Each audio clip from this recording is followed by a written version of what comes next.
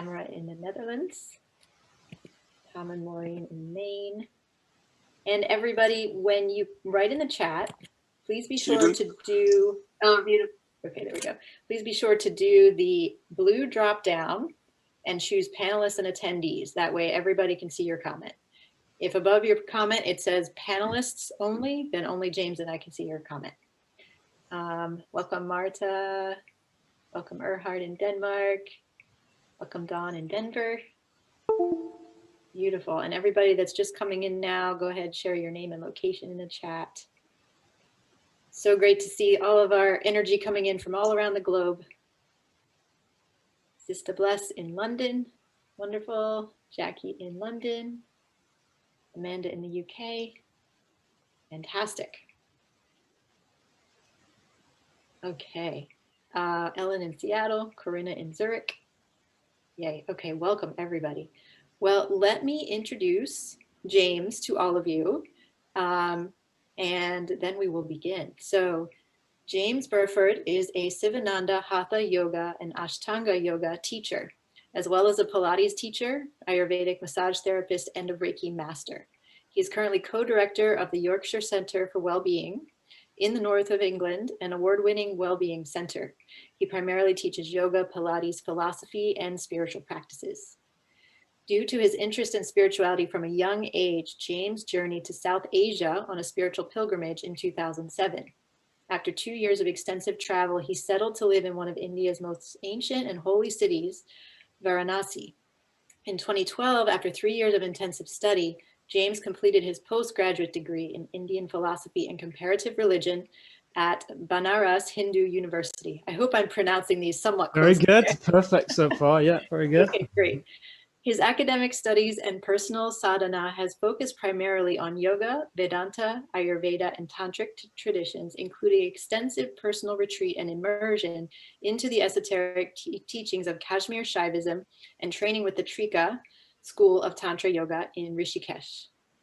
During James's stay in the Himalayas in 2008, he learned the mystical art of astral projection. He continues to practice this skill ardently during his time in India, and now teaches workshops on dream travel and astral projection in the UK. And your topic for today, James, is an introduction and guide to dream travel. And so can you begin by sharing with us, when did you first become lucid in your dreams? The first time, I'll talk about this in the seminar, the first time I became lucid was as a child, actually. And I would have a nightmare, which I think we all did as kids. A reoccurring nightmare, and I recognized the process of the dream moving into the nightmare, into the terror aspect of the dream, and basically I became aware of that process, and I was able to wake myself up and stop the terror aspect of the nightmare occurring. Wow. So that was as a child where I started to become conscious in a dream, and it was obviously just to avoid the horror and the terror of a nightmare. And that was really the foundation of the work that I've done since then, really. Wow, amazing. And so did you continue practicing that all through like the rest of your childhood and teenage years, or did it drop off for a while? How was your journey with that through to adulthood? So again, I'll talk about this in the seminar, but it was, I started to have some spiritual experiences in my teenage years. And especially when I was 18, I was in Africa. I was a year in Africa, and I was reading the Bible a lot, actually. I was reading Psalms and Proverbs, and something happened then where I went into a very deep state. It was at night in the dream state, but I kind of went up into different dimension. I felt this lifting experience, and I was in this realm of bright lights and this very high frequency vibration. And that experience really changed my life. And it was a very profound mystical experience, and it really set me on a different course. And then that led me to India, where I really started to explore this work. So yeah. Wonderful. Now, do you have a presentation prepared for us that I you do. I have share? a PowerPoint Take it away. presentation. So I'm going to Yes, share my screen. Is that okay? yes. Well, I need to give you permission on my side, so let me just do Okay, that. And now great. you have permission. So go Okay, ahead. great. And it's all being recorded and things, I'm assuming. Yes. Drill. Okay, great, everyone. So welcome to this seminar. I'm really happy to be here and to share this information with you. So I'm going to share my screen.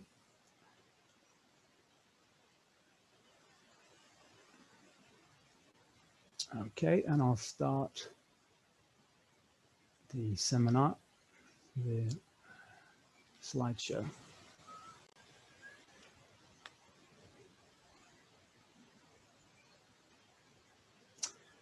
Okay, so welcome to this seminar, an introduction and guide to dream travel. Really what I'm going to be focusing on is the lucid dreaming and the astral projection that we've already mentioned, and kind of talk a little bit more about how those two are different and how they are different from dreams, but also look at the significance of dreams.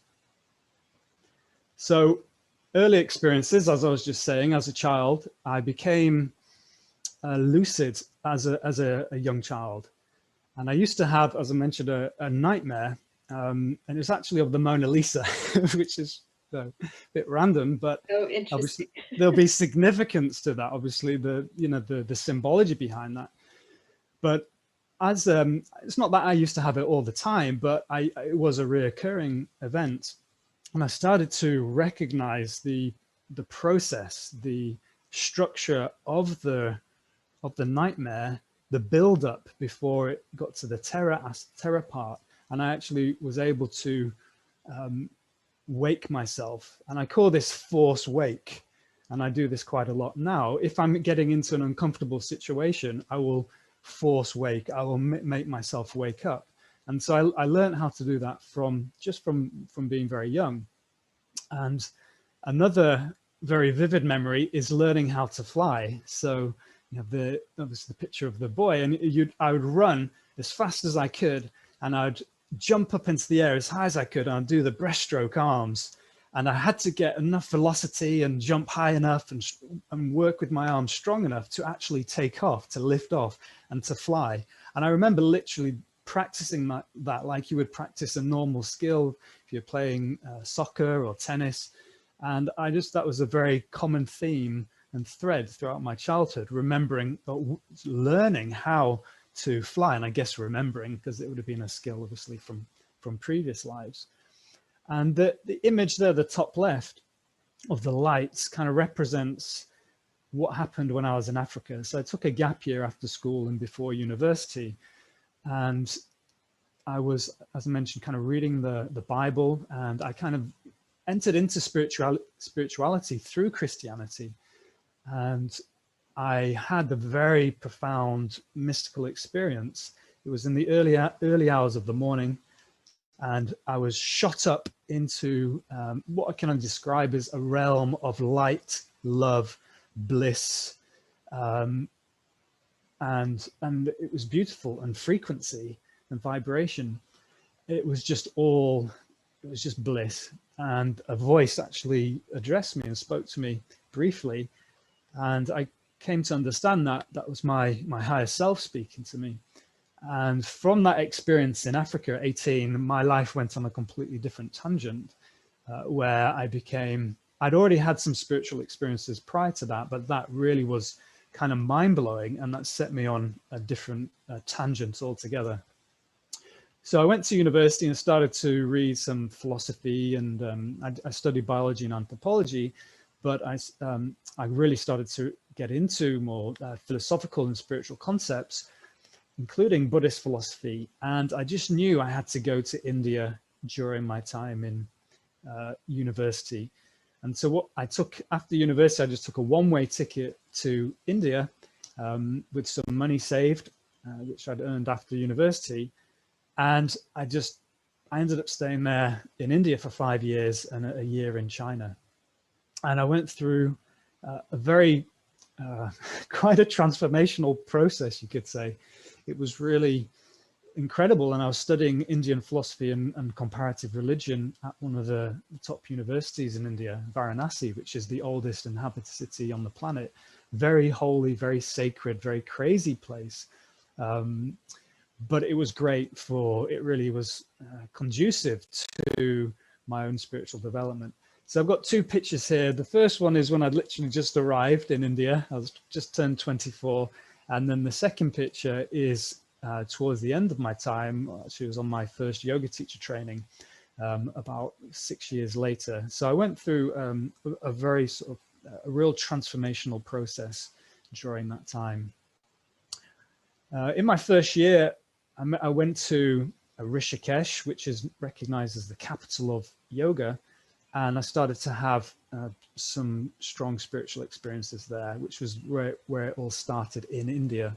This then led me to McLeod-Ganj or Dharamsala, where the Dalai Lama lives and the Tibetan government in exile are based. And during my time here, I met a chap called Miguel, this chap on the right of that picture of the four of us. And he's a Spanish guy.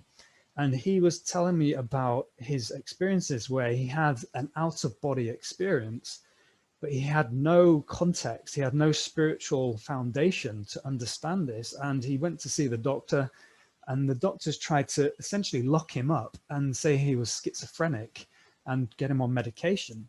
And obviously he was very confused. He didn't want to do that.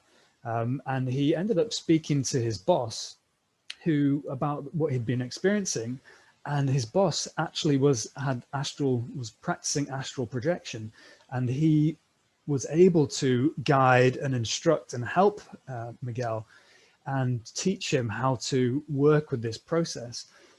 So he was able to really start to develop spiritually. This was while he was in Spain, and then he, like myself, he went to India on this spiritual quest, and we became good friends, and he taught me the technique that he learned during the time I was in the north of India. So Dharamsala is in the Himalayas, and with all the Tibetans and the Tibetan monks. And I just had a great time there. I was kind of teaching Tibetan monks English and teaching some of the Tibetan youths English. But while I was teaching, I had lots of free time. I was practicing yoga and meditation, and it really allowed me to practice this technique that Miguel had taught me. So the technique was quite simple. Basically, you go through a body relaxation. You go through each part of your body in a slow relaxation with the intention to leave your body, and this is done at night. And what happens after some time of practicing that, you move into a place where you get these vibrations throughout the body. And this is everything he described this.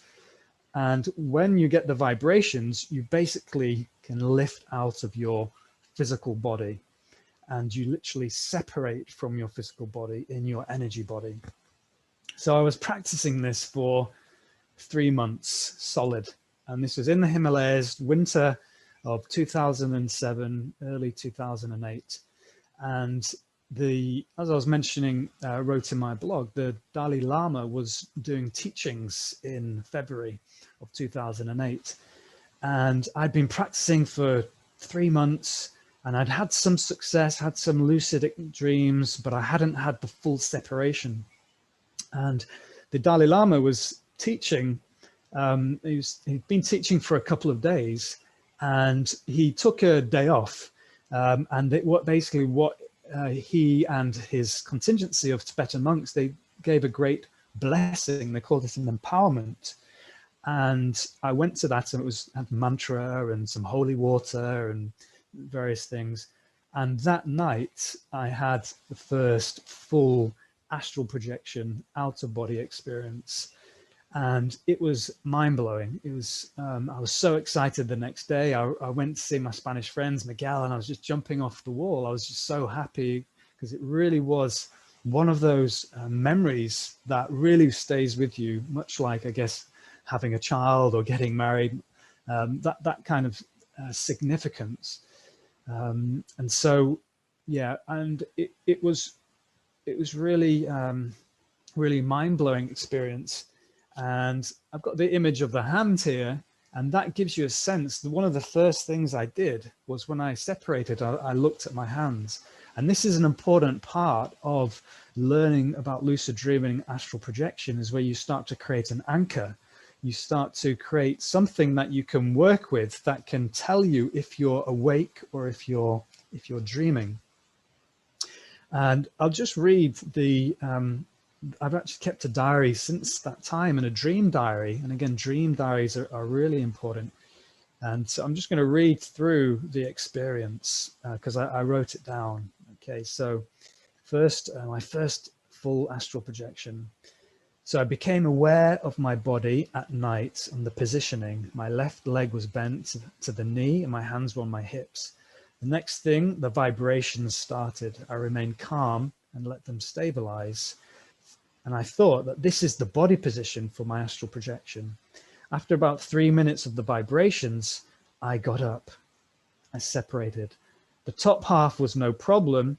I came through the covers, but the bottom half I had to slide out. It was a bit more tricky, but not too difficult. And I was out, amazing, in my room, but it looked different, larger, more spacious.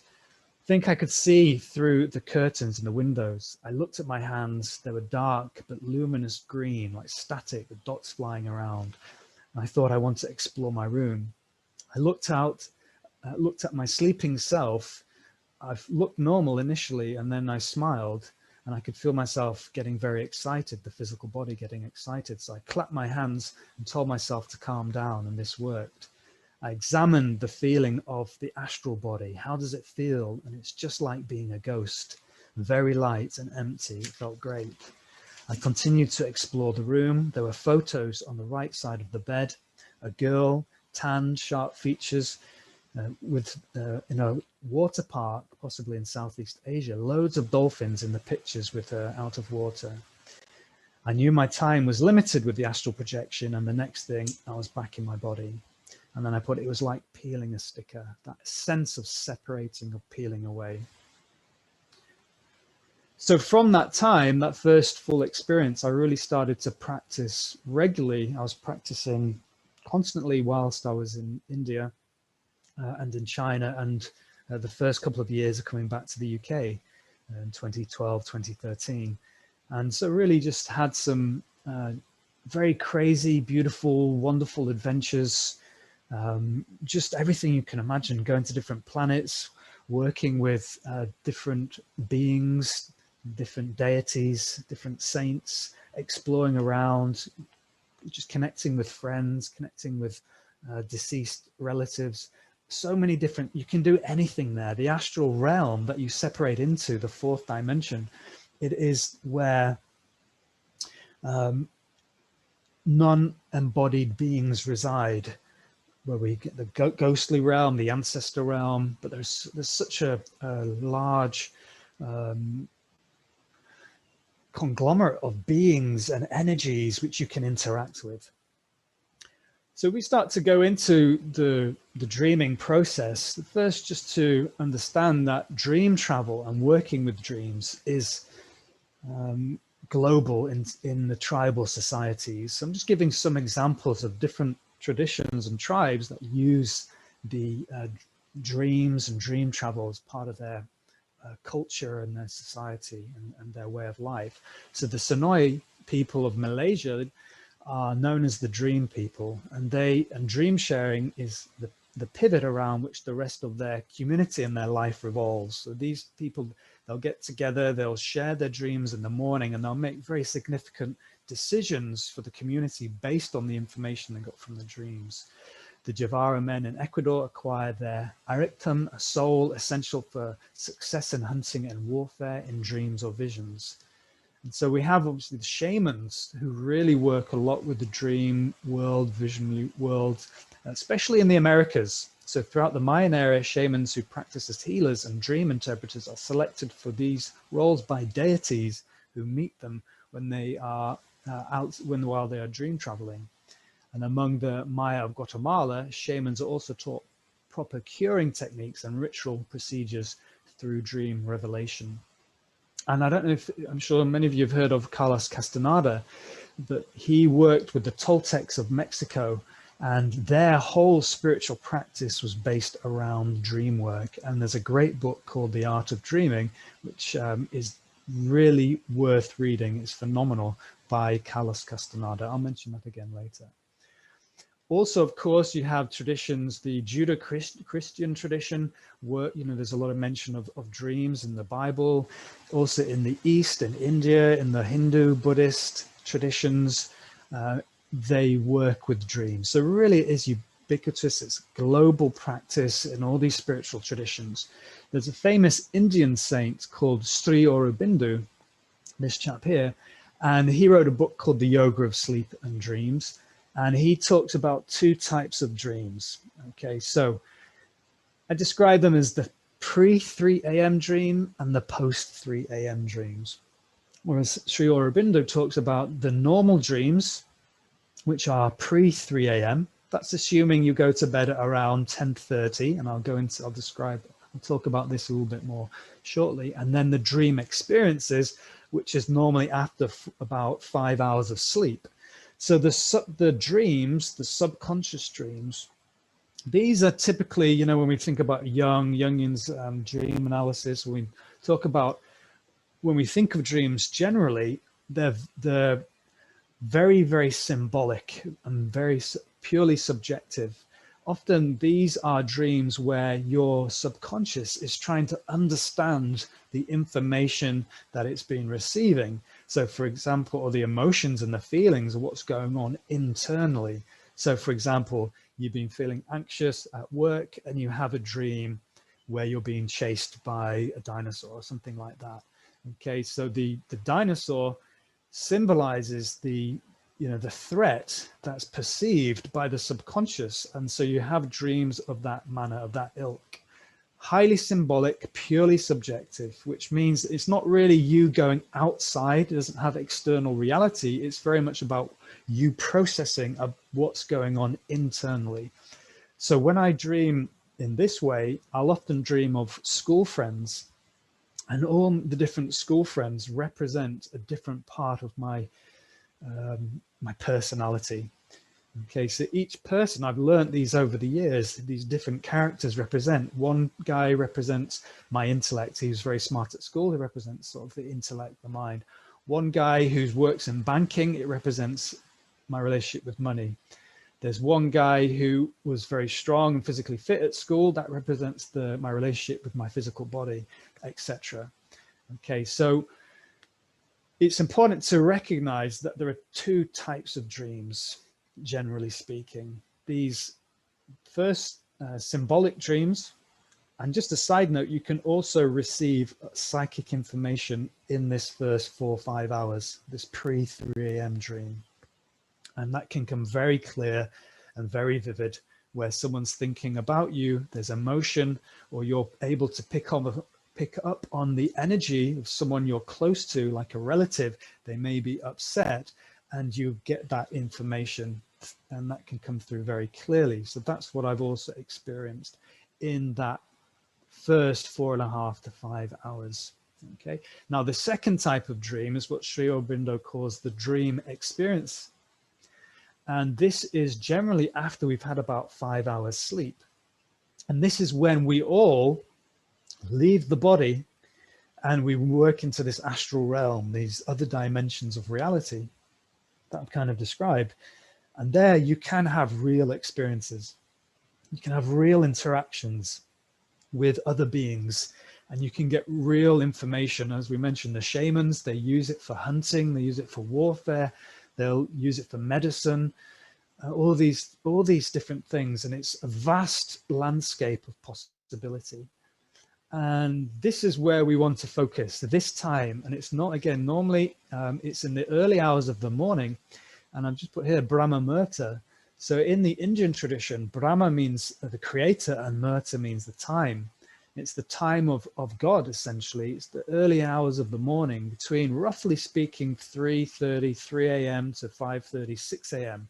It's a very sacred time. They also have that in the Kundalini yogis, and you get called to prayer in the Islamic tradition, where they're up in that time frame, and it's when we have the first prayers. This is a very auspicious time for meditation because it's where the energy is most pure, it's most balanced. It's just before the sunrise, and it's to do with the energy, the ions, the energy of the environment is very conducive to spiritual experiences, meditation and spiritual experiences. So we talked about these different times. I mentioned 4.5 hours, 5 hours, the pre 3 a.m. and the post 3 a.m. dreams. Now, why is this relevant? So each sleep cycle is 90 minutes. Okay. Now, generally speaking, we need about 3 sleep cycles to really recharge, restore, heal, rejuvenate. And this is when we're having those subconscious dreams. We're not out traveling the astral realm. We're just healing. We're resting. The body needs that 4.5 to 5 hours sleep. And that's critical for our health. That's critical for our development. That's critical for our survival. We need to have that 4.5 to 5 hours sleep. As you see on this graph, we start awake at the top and we go into these very deep stages of non-rapid eye movements. Okay, stage 1, stage 2, stage 3, stage 4. This is NREM, the non-rapid eye movement. This is when we're going deep, deep into deep sleep. Again, the body's healing, the body's rejuvenating, the body's restoring. We then, after 1.5 to 2 hours, we briefly have a little spell in the REM state, which is generally where the dream experiences occur. But then we're straight back down into another deep state, not quite as deep as the first cycle, but it's still very deep into that stage 4 of non-REM. We then go back, and then we have a third and final deep state of sleep, the deep sort of delta state of brain waves where the body is just healing and restoring. Now, there, we don't want to really mess with those hours. They're very important for health. Now, after that 4.5 to 5 hours, it could be 6 hours if you're tired and you know, you sometimes we need more sleep. So it might be you need 4 sleep cycles. Yeah. But generally speaking, if your life isn't too stressful, you're not desperate for sleep, or you haven't gone to bed really late, you need those 4.5 hours. And then here we can see the REM, the rapid eye movement, the dream state is more extended. And this is where the magic happens. And if we see the hours of sleep, it's around 4.5 to 5 hours to about 8 hours. So it's that sort of 5 hour to 8 hour mark where we can have these amazing experiences. And just briefly, the Tibetans also have an understanding, and dream travel is a very important part of their tradition. So they talk about different types of dreams, samsaric dreams. So samsara is the wheel of birth, rebirth, of karma, of coming back again and again and again because of our desires, because of our karma. So it's important to recognize, this is very important, that your desires, that your wants and needs are going to very much influence your dreams, both the subconscious dreams and the dream travel, the dream experiences. Okay, so it's important. We can work out karma in our dreams, and we're often tested in our dreams, and we often learn in our dreams. Okay, so it can be a playing field for working out desires. But these are going to really influence our dreams. Then we have dreams of clarity. This is where we have visions, clairvoyance, prophetic dreams, astral travel. We're learning, we're having teachings, we're developing spiritually, we're developing on this journey of evolution, and we're connecting to the psychic abilities.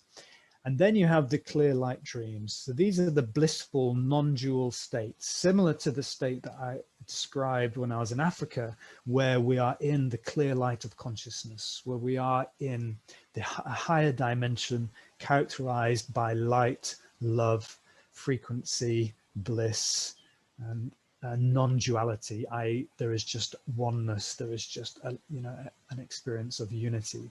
That's very rare. I've only experienced that a few times, but that is a level that's there as well.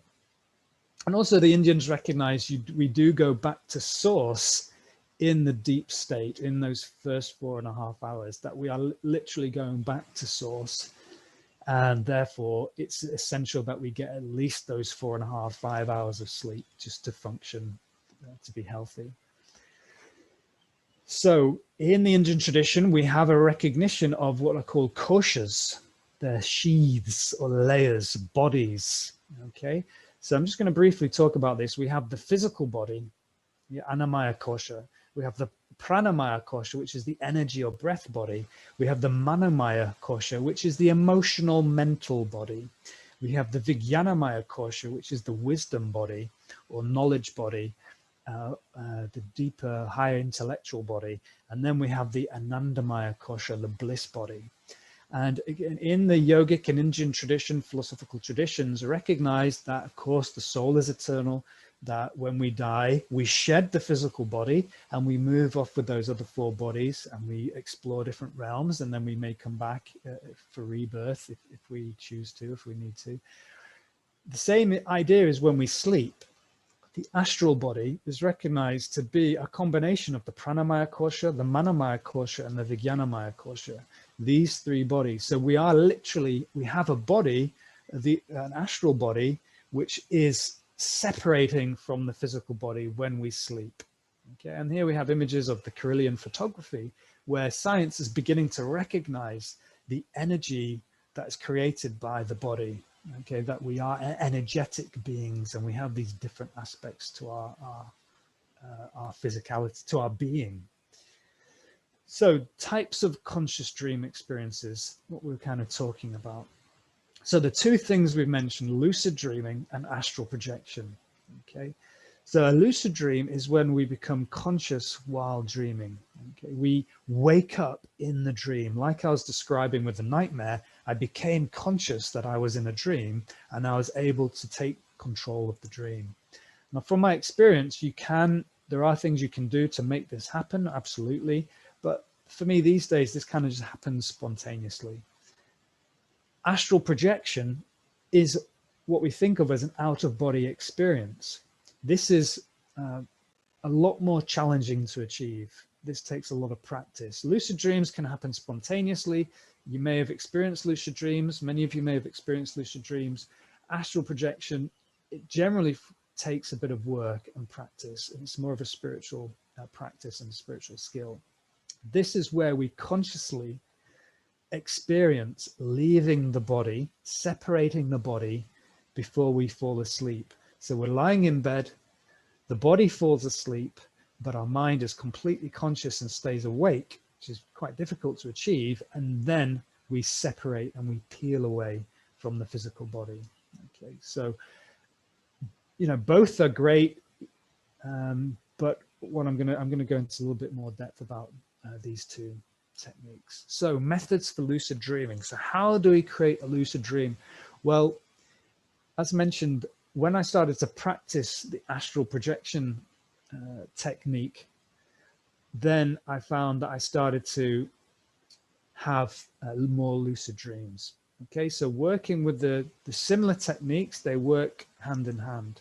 So one of the most important things we can do is we set an intention. Okay, we set the intention to become lucid before we sleep. That's very powerful. When you do these practices, you realize just how obedient the body is and the subconscious is to our conscious intentions and our conscious desires and our conscious and our affirmations. So setting the intention to become lucid, quite simple. Another good technique is, well, very important actually, is to practice remembering our dreams. Okay, and again, Sri Aurobindo talks about this, that when you wake up, we don't want to be moving. We don't want to be, they talk about don't move your head. Okay, so when we wake up in the morning, we're going to review our dreams. First thing we do, what did I dream about? Okay, it does take a process of remembering. When you come back into your physical body, you go through, you'll probably fall asleep.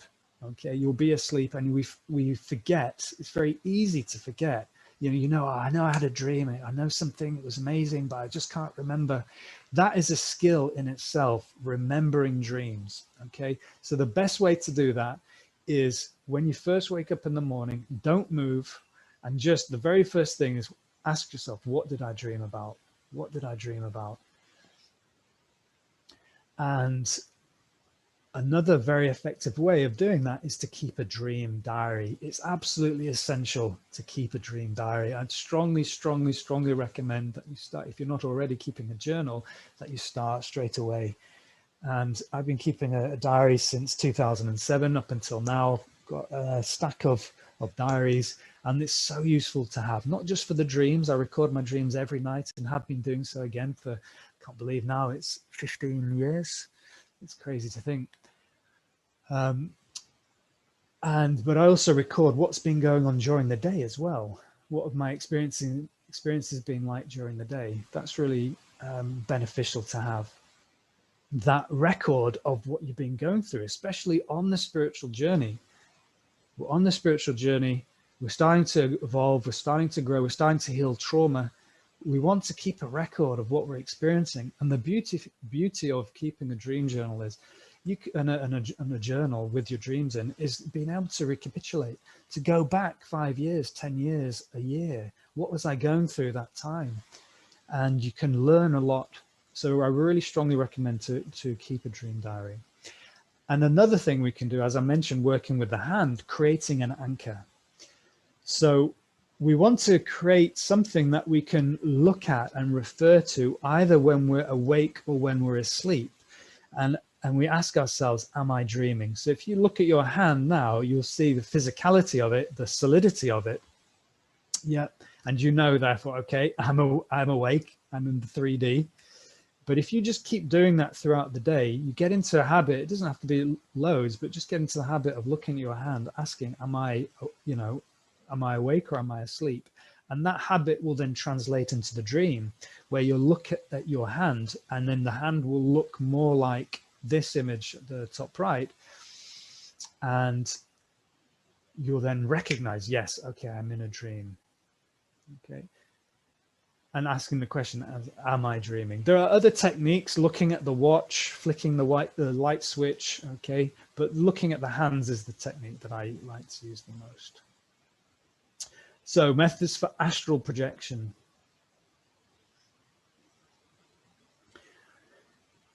So the practice that I was taught by Miguel was the body relaxation. Hopefully you can read that, and intention.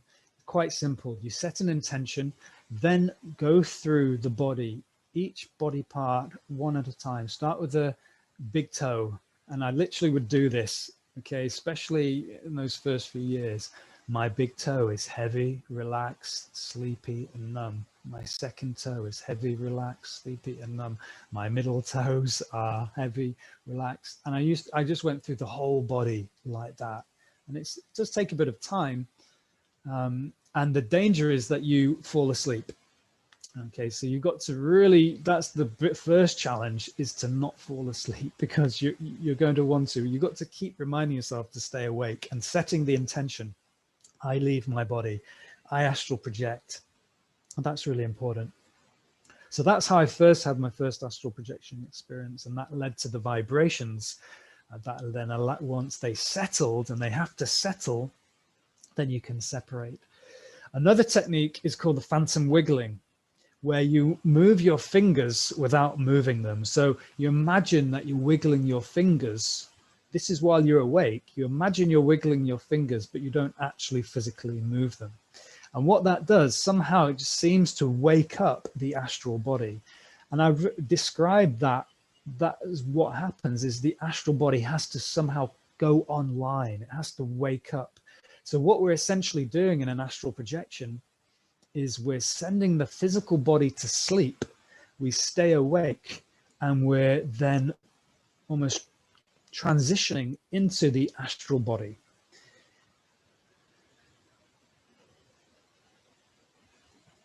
And the astral body has to almost like come online. And that's what the vibrations, when they start, it's almost like the astral body is being charged up, and you're ready to, or you're moving into that astral body. There's another technique that I used, and that's why I have this image of this blue guy. This is Dr. Manhattan from, oh God, I can't remember the name of the comic book now. But anyways, it's a famous comic book, and there's this character, and he's essentially like a god being, and he's glowing blue like this. And for somehow, some way, I learned to do this, to visualize myself glowing blue and the whole surroundings glowing red. And again, that's telling your subconscious or your astral body, recognizing the separation between you in a certain frequency, the astral body, and the physicality, the red, which again is a different dimension, that 3D realm. And that technique seemed to work flawlessly for quite some time, where I just visualized myself glowing blue, just like this guy.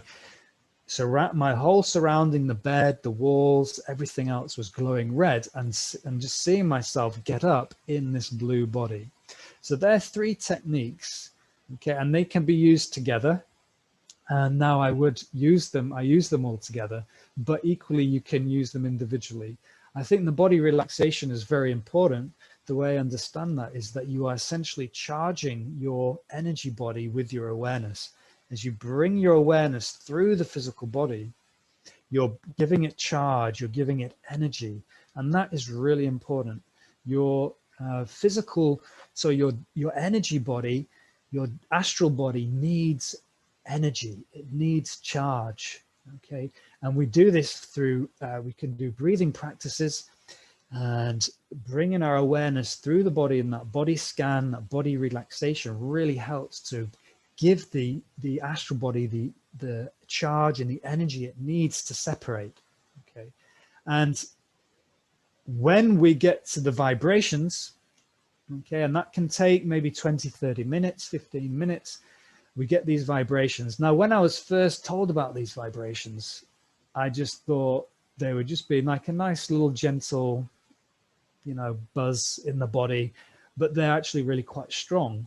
And the next challenge, after not falling asleep, the next challenge is to not, if you get to the vibrational stage, the next challenge is to not get scared or not get overly excited. Okay, so this is an obstacle that I had to overcome. When the vibrations start, it's quite scary because your whole body just starts to vibrate, starts to shake. There's been a time where I was spinning around the room on the axis of my heel, just spinning in a circle round and round. You'll feel the arm might go through the bed. All these weird things start to happen. Now, if you can stay calm and you breathe and stay relaxed, don't get overly excited, don't get scared, the vibrations start to even out throughout the body. They start to balance out, they start to calm. And at that point, that's when we separate, okay? Now, there are different methods for separating, leaving the body. Rolling out, you just roll out like you would do normally physically, roll out. You literally get up, and this is my favorite. I just like to get, literally like you're getting out of bed normally, exactly the same, you get out. Climbing out, you can visualize imagine a ladder and you can climb out. It's not something I've done personally. Levitation, like in this lady, this image, this woman, she's levitating out. That's something that I've done sometimes. And falling out, you can, similar to rolling out, you kind of fall out, you go down, you go through the bed. From my experience, the main one that I use is getting up, because it's so familiar to us. You just literally get up like you'd normally get out of bed. And then you get this sensation of a sticker peeling away from the paper. It is like a peeling away. It's it's not always a clean process. And this is why the energy body needs to be strong. There are many times when I've gone to separate and part of me has been stuck in the physical body. I've not had a clear separation, a clean separation. Many times I've come out of my body and I've had no vision. This is quite common, okay? And so there are a whole load of techniques which you need to do, called deepening techniques, to make the astral projection, to make it more solid, to make it more stable, because it can be very unstable. And But generally, certainly the first experience that I talked about, a lot of the time you do get a clean separation, and then you can have this, you're in this new realm, and it's the same, but it's different. You know, the astral realm is kind of superimposed on the physical realm, and you can explore, and you're in the same room, you're in the same bedroom, and you can explore, but there are things in that realm that aren't normally there in the physical realm. Okay, so that, and then once you're out, then the fun begins. Then you can go and there's all sorts of different things. That's, you know, for another time to talk about what you can do. There are techniques to call people to you, to go to other places, to travel, and you know, that's sort of the next step. But I'm really wanting to lead you to a place where you can start to have these experiences. Okay, and it's not that.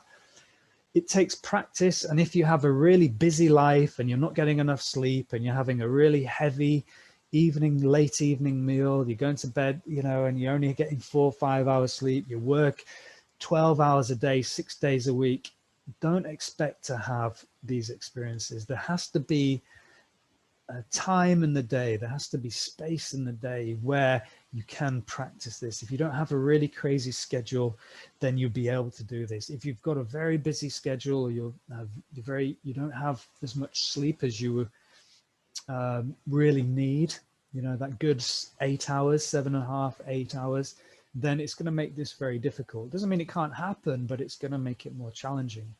Okay, so there are many different factors that we can do outside of what I've just described, outside of the technique, that can allow us to have these experiences.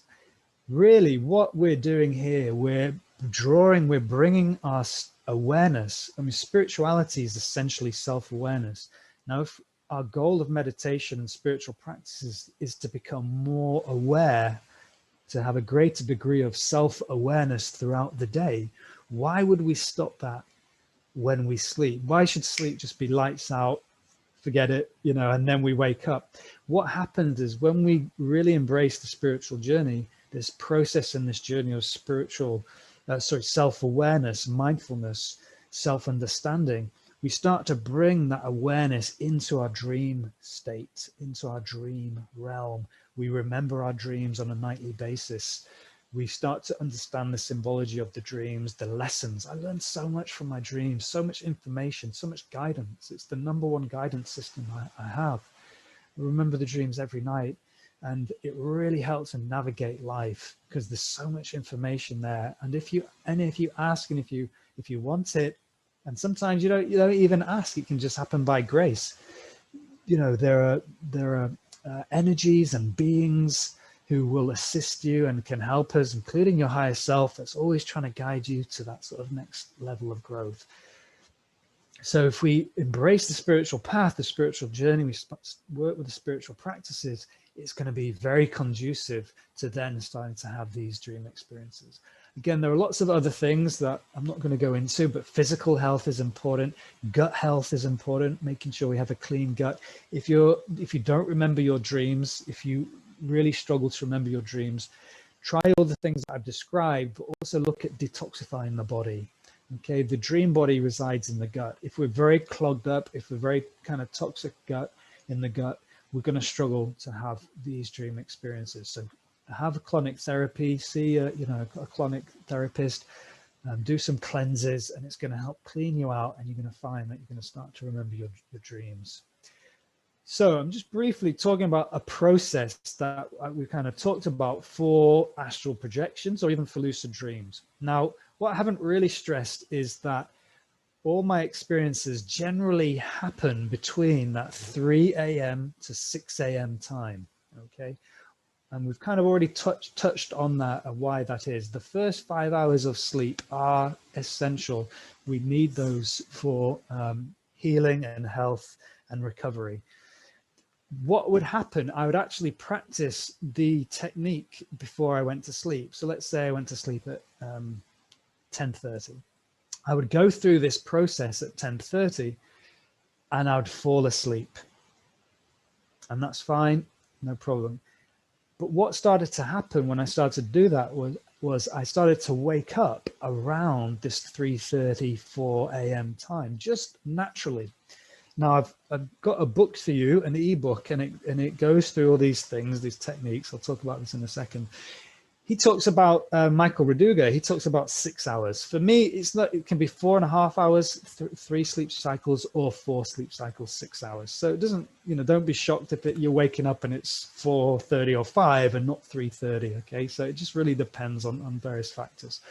But generally speaking, after 4.5 to 5 hours of sleep, I wake up spontaneously. Now you can use an alarm. Okay, so that is a possibility. Use an alarm and set it for after 5 hours. And then you will wake up obviously with the alarm. Hopefully you've had your good sleep. Go to the bathroom, get up, walk around. These days I'll meditate and do some dream work, do some breathing, strong breathing practice, then go back to bed. And we do need those extra hours of sleep to be fully healthy and creative and effective in the world. And so really, when you do this technique as you sleep, before you go to bed, you may find that you start to wake up spontaneously if you're not doing so already. Now, what I will say is, if you remember your dreams already, if you are waking up at 3:30, 4 a.m. already, you will be perfect for this practice. You'll be very ready for this practice. Okay. If not, you can still bring these things about. But if you remember your dreams very vividly, and if you are waking up, or if you're waking up at this time naturally, 4 a.m., assuming you've gone to bed around 10, you will be perfect to work with this practice. Okay, it doesn't matter if you're not doing those things. You can set an alarm, you can work with these other techniques to start remembering the dreams. But if you're in that position, because I guess everyone's here coming from different points of view and different experiences, so just to try and really give you guidance for all different levels. But I'd recommend you all practice this. So anyway, the process that we go through. So just briefly, we set the intention. For example, I leave my body consciously, I astral project. We then go through the body relaxation from toe to crown, quite arduously, quite slowly and deliberately. We then repeat the intention. We then use a technique, e.g. the phantom wiggling, or visualizing yourself glowing blue. Or you can, there's lots of other techniques where you can generally visualize yourself leaving your body. Okay. And then you essentially wait for the vibrations. Now, I think in the early days, I used to repeat the body relaxation multiple times. Okay. I used to repeat that body relaxation twice and really work with the intention. I then started to use other techniques, for example, the phantom wiggling and the blue being, the blue body. And so I only maybe need to do the body relaxation once. And once the vibration's calm, you lift out. So this is a whole load of text, and I talk about the plan of action, and I'm not going to go into this now, but I talk about working with protection, working with ceremony, working with geometry, working with meditation and breath work, all to help allow us to have these experiences. And I run a workshop, we call it the Spiritual Warrior Workshop, 3 workshops where I give you all the tools to do these things. The first workshop is all about breathing. We need to charge the energy body through breath, pranayama, breathing techniques to charge the energy body. The second workshop is all about protection, ceremony and protection. When I go to sleep, it's like a ceremony. I call in the directions and I say various prayers, and I'm wearing particular clothes. I always have a bath beforehand, like purifying, cleanse. There's lots of different things, and I work with various protection scripts, and this is very important. So you have that safe, and also crystals in the room and all sorts of things. So in the second seminar, I talk about this, and then the third seminar, once we've got the foundation of the breath and the protection, then I talk about this dream work that we're talking about now. Okay. So this is coming to the end of the seminar. I just want to gift you with this wonderful book called The Phase, okay, Shattering the Illusion of Reality by Michael Raduga. So after a couple of years of practicing this, I discovered this book. It was an ebook, and I've got an ebook for you, and Jocelyn will send it to you, where it kind of, he really helped. There's a lot of books on astral projection, but this one really helped. It confirmed a lot of my experiences, and he really helped talk about, you know, when I would separate and wouldn't have vision. He went through a lot of the deepening practices, and he talks all these experiences that I was having are confirmed in this book, and it's really, it really helped me on my journey. Okay, so this is a gift for you. Hopefully you'll be able to get a copy there. It's a PDF. And you can also buy it on Amazon. Okay, some other resources to help you with your dream work. Okay, I mentioned Carlos Castaneda, very famous, I think Spanish anthropologist who went and lived with the Toltec shamans of Mexico, very powerful beings. And he wrote a whole load of books, including The Art of Dreaming, which is phenomenal, talks all about their dream work. And another one of his great books is Tales of Power. So we also have Sri Aurobindo, Sleeps and Dreams. That's a good book. Talks to kind of covered some of that information, and also an amazing movie, The Waking Life.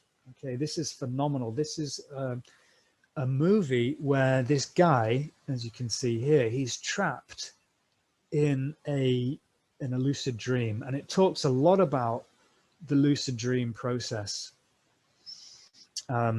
And it gives teachings, but also it goes through his journey of going into more and more surreal, deeper dream states. He has all these philosophical and spiritual conversations with all these different people, and it's done in Photoshop, and it's kind of superimposed over the real life filming. So it looks kind of real, but also it's got that cartoon look to it, which allows it to become very, gets very surreal and abstract as he goes deeper into his dream, into his lucid dream. But it's a really amazing movie, definitely worth watching. And so this is the end. So thank you very much for sitting through this. I hope you enjoyed it. I hope you found it informative and helpful. So just some of my details. I wrote a blog on that first astral projection experience. So Gopala Yoga, so my spiritual name is Gopala. gopalayoga.co.uk /blog. There's the blog about the astral projection. You can see my personal website. The main website, I work at a centre in North England, Yorkshire Centre for Wellbeing. This is where we put things like our workshops, and I've started to do more online seminars now, obviously with COVID. So if you're interested in seeing some of the workshops that we're doing or joining the mailing list, we're there, www.yorkshirewellbeing.co.uk. And then you've got my personal email. If you've got any questions or any feedback post seminar, or if you're interested in the spiritual workshop, spiritual warrior workshop, if there's enough interest, I'll look to do an online workshop there. So thank you so much for being part of this. I'm going to stop sharing now and come back to Jocelyn. Thank you, James. That was incredible. That was, really powerful to go fully into, how can we do this for ourselves? And really interesting to me, the state of the body, being so important so that the energetic body has enough energy. And we have a couple questions in the chat actually related to that and other things. Do you mind if we ask you a couple questions? Absolutely, yeah, more than happy. So let's see. Sandra is asking, do medications prevent, influence, or block this process of remembering dreams or achieving astral travel? I think it depends on the type of medication. Not that I can speak from personal experience, but I would imagine that if you're taking medication that's altering your mood, so for example, antidepressants, there's a good chance that's going to influence your sleep and your dreams. I mean, even something like taking a heavy evening meal will dramatically influence the quality of your dreams. So one of the good techniques to practice is a light early evening meal, and that means your body is not using all its energy to digest during the sleep process. The sleep is not meant for digestion. Sleep is meant for healing, rejuvenation, and then for having these crazy experiences. So my answer to that is, if it is certainly mood altering, energy altering, I'd say yes. But if it's something like paracetamol or some other medication which doesn't really affect your mental state or your energetic state, I would say probably not. Okay, very interesting. And so Emer is asking, why would you choose to control your dream? And maybe what are the benefits of doing this? It's a good question. It's a good question. What I have come to realize is that your dreams are full of wonderful information anyway. Okay, so we don't necessarily have to control your dreams.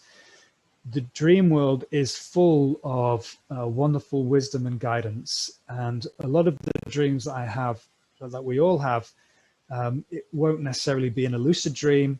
We get all the information we need just from a normal dream. So on one level, it doesn't matter. You don't need to do any of this. If you already remember your dreams, then great. You're getting that fountain of wisdom and guidance. On the other side, there are so many benefits of being able to control your dreams. You literally have a universe available to you. You can go to different planets, you can have different experiences, you can meet different people. I've worked a lot with spiritual masters. So my guru, the guru lineage, Yogananda, Babaji, these are non-physical beings, and I've kind of worked with them quite a bit. Other deities, other saints. When say that you want to connect with somebody, you can call them in and you can work with someone, whether they're living or they've deceased. So that can be very comforting. You go through, we can meet different beings on different star systems. There's so much we can do. Literally, the opportunities are endless. Is whatever you can imagine. There are laws. Okay, there are laws to the astral realm. It's not like you can just do anything. There are certain laws. Okay, there are certain physics, but the physics are very different to the 3D. It's very fluid. It's non-mass. It's purely energetic. You can travel instantaneously. You can create things with your intention. You can call people to you with your intention, but there are still certain laws that you have to follow. But yeah, the opportunities are phenomenal if you really go into it. Wow. And how would you compare this? I'm just curious about how it feels, right? And how it feels to navigate in that space. And I want to try it very soon. Yeah, it's amazing. How does it, like, as compared to an entheogenic medicine experience, could you give, like, how is it maybe in comparison to that? Okay, yeah. I think if you take psychedelic, you're still aware of there are a lot of similarities because you're aware of your physical body when you take an entheogenic, but you're also in a different realm. So I'd say if you take an entheogenic, there is that duality where you're aware of your physical body, but you're in a different realm of consciousness in your psychology.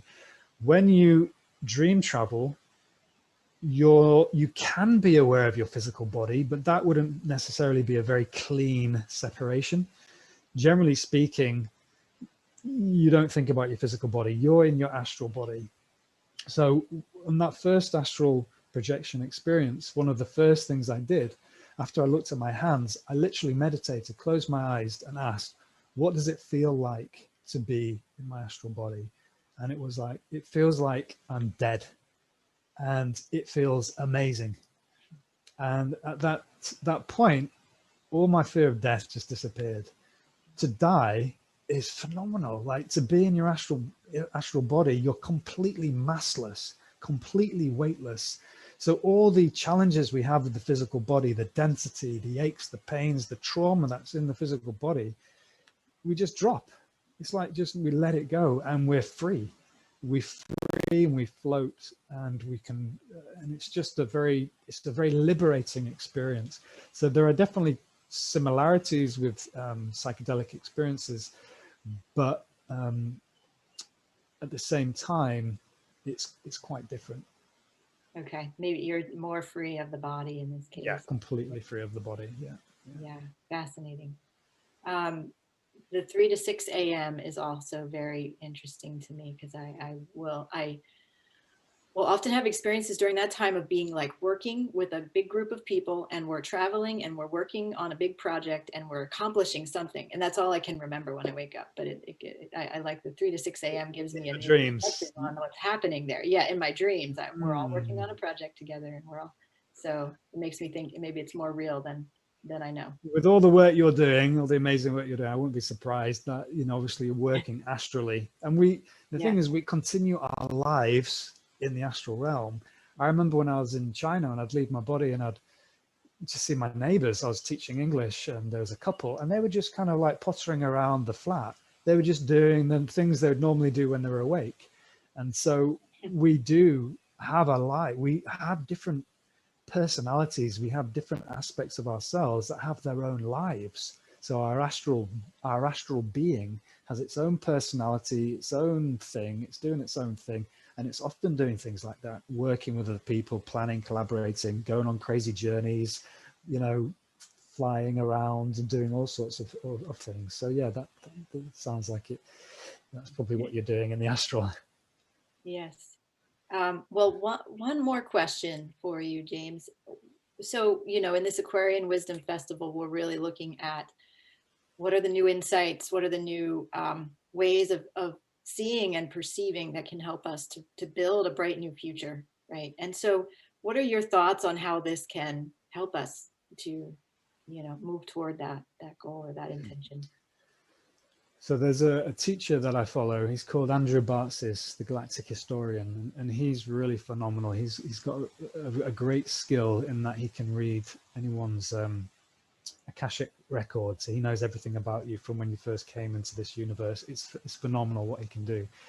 What he talks about is that this time that we're in, the Great Awakening, is actually first going to happen in the dream world, where we start to unify together in the dream world, and we start to have the very early stages of the awakening, which arguably we're in right now.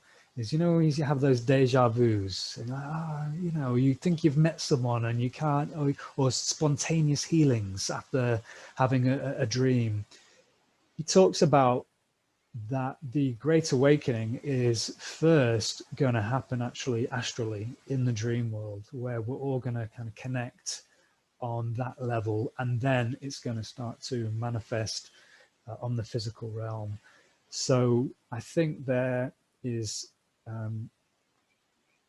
great potential for individual growth and evolution and experiences, and to have experiences of grace and um, have teachings, but also collectively, I feel that astrally we are connecting energetically. We are connecting as a species, as a global community.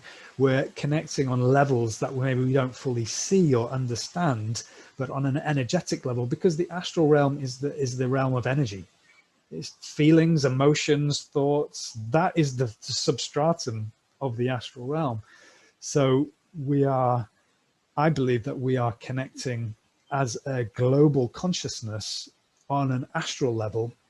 It's almost like the blueprint, the foundation for when we're ready to unite, in the physical as a collective consciousness. So that's my personal perspective on it. Yes, thank you for that really powerful perspective. Yeah, fascinating to think, and it makes sense, right? That if we're more free in that realm, we can more easily construct what we need to, and like get practice before bringing it into the physical realm, which is much more challenging to deal with. That's it. Okay. It is the blueprint, I'd say, of the physical realm. It's the blueprint where we create the blueprint for what we want to experience physically. Yeah. Wonderful. Do you mind if I ask you one more thing? Because somebody Sure, has a absolutely. Yeah, question in the I'm chat. happy. I love to talk about this stuff. So, So Emer is asking, would children be more natural at astral travel? My daughter's friends say that she's in their dreams often. yeah, absolutely. So, children, work on a different frequency. Their brains, they're normally in alpha, depending on the age. But say 5 to 12 years old, the brain is working differently. So children are in a more, you could argue, like spiritual state, a natural state. It's a more joyful state. Children can connect to spiritual realms. They can literally see the fairies. When they say they're seeing fairies or seeing ghosts, they are actually seeing these beings because their frequency of their brain is tuned into the astral realm more naturally. So they are naturally more attuned to the hidden realms, to the astral realms, based on the alpha brainwave state that they operate on. So what happens is, yes, kids are often very lucid in their dreams or remember their dreams. But I've heard this multiple times where I've had these conversations with lots of different people. Where I've heard reports where as a child they'd have these experiences. They'd separate, they'd walk around, they'd look in the mirror and they wouldn't see themselves. You know, they'd have the experience of separating, of having an astral projection as a child, but they would get scared. Either the actual experience would scare them, or they may have some scary person at the end of the bed, or some being, and that being could be a good being, it could be not so nice. There are some unpleasant beings out there in the astral, but I've heard this report over and over where kids get scared and they kind of shut down the ability. And I think that happens generally when we go into our teenage years and things like that. We just shut down these abilities. So I'd say with a child, like I think I was lucky growing up, because when I was a kid, my mum used to read prayer. We'd have prayers before we went to bed. So we used to have the angel of God, because I've come from a Catholic background. Angel of God, my guardian dear, to whom God love commits you here. Over this night, be at my side to watch the guard, to protect. Amen. And just that prayer, I think, really assisted me in those early experiences, that intention, creating the protection. So my advice would be, if you have a child who's having these experiences, that's wonderful. Maybe you can look at some sort of spiritual practice that's appropriate for a child to assist them. Yes, very powerful. And everybody, I just want to announce again James's free gift here. So I'm going to put that in the chat. And if you're listening on YouTube, I can't put it in the chat over there. So it's aquarianwisdomfestival.com/James-Burford, Burford. So you can navigate there. The free gift is linked there. And what is the name of the name and author of the book again, James? So Michael Raduga. Yeah. Okay. Yeah. Check it out. It's a good book. For your workshop, then, if people are interested in that, how should they communicate with you? Should they email you, or what's the best way to reach out? Yeah, I think email would be the easiest. It's I think with lockdown, I haven't done any of these workshops for a little while. I've been focusing on my yoga work and things like that. But if there's enough interest, then I'd definitely look to run that. So you can just drop me an email, and yeah, it'd be lovely to hear from you if you have any thoughts. Yeah, it'd be great to hear from you. Okay, and what's the best email to use for that? And I'll put that in the chat too. Sure. So it's james@yorkshirewellbeing.co.uk. So let me just see. I can always write it if you prefer. I think I got it. James@yorkshirewellbeing.co. Yep, perfect. Great. Okay, fabulous. Yeah, so if anybody's interested in that workshop, let James know with that email. And wow, thank you again, James. This has been such a pleasure, really powerful. Thank you. Yeah, I've really enjoyed it. Thank you to everyone who's joined, and thank you, Jocelyn, for the opportunity to share this. It's been great. I've really enjoyed it. Wonderful. Yes, so glad you're a part of this. And so everyone on here, thank you so much for being with us live on day 2. We have day 3 coming up tomorrow, starting at 11 a.m. New York time. And we have a really powerful lineup for tomorrow. So be sure now to check your email. There's an email that just went out with links to all the replays from today, including our pre-recorded interviews for today. And so hope you'll really enjoy those. And I'll see you back again at this Zoom link at 11 a.m. New York time tomorrow. So lots of love, everybody. Blessings. Cheers, guys.